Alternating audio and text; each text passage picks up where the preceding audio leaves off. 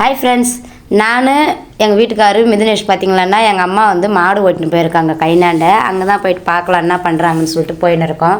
வேதை வரலைங்க. வேதைக்கு வந்து இந்த மாடு புல்லு இந்த கைனி இதெல்லாம் பிடிக்காது, சுத்தமாக பிடிக்காது. தண்ணி மட்டும் குளிக்கும்.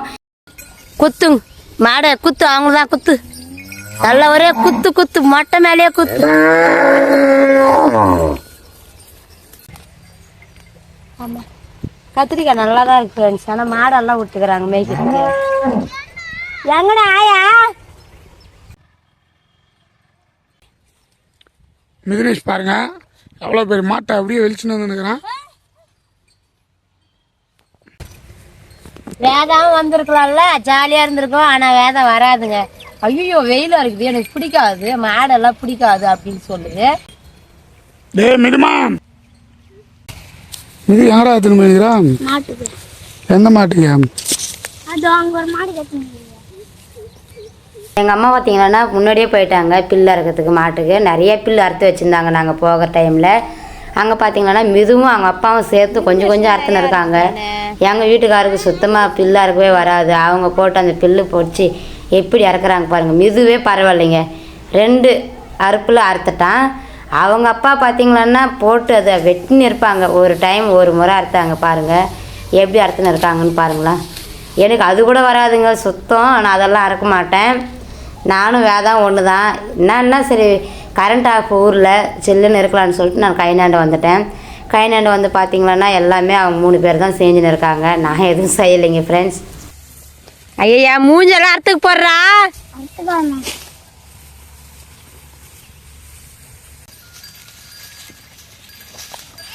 இது பையனை பாருங்களா எப்படி எடுத்துன்னு வந்துக்கிறான்ட்டு. இந்த 2 மாட்டுக்கிட்ட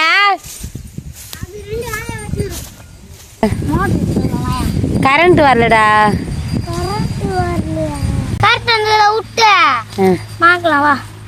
இப்ப பாட்டு விட்டா சவுண்ட் வரும்.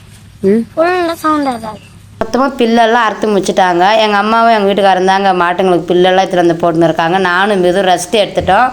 அதுக்கப்புறம் பக்கத்துலேயே பார்த்தீங்கன்னா ரயில்வே ட்ராக் போயின்னு இருக்குங்க எங்கள் அம்மாங்க ஊரில் பக்கத்துலேயே. எங்களுக்கும் இன்னும் கொஞ்சம் ஈஸியாக இருக்கும். சென்னை டு பெங்களூர் அந்த மாதிரி தாங்க போட்டுன்னு இருக்காங்க. அந்த செடி இலை மேலே பார்த்தீங்கன்னா முள்ளு இருக்குது பாருங்களா. இதான் முள்ளு கத்திரிக்காய் செடி வச்சுருக்காங்க. முள்ளு கத்திரிக்காய் செடி வாங்கி வந்தீங்களா? அது செடி மேலே முள்ளு இருக்குது. அதான் காய் மேலே கூட முள்ளு கத்திரிக்காய். அப்போ செடி மேல முள்ளு இருக்கும், காய் வந்தா முள்ளு இருக்காது, காய் மேல முள்ளு. ரொம்ப சூப்பரா வந்து எனக்கு ஃப்ரெண்ட்ஸ் கத்திரிக்காய் செடி. தண்ணி போயின்னு இருக்கு பாருங்க.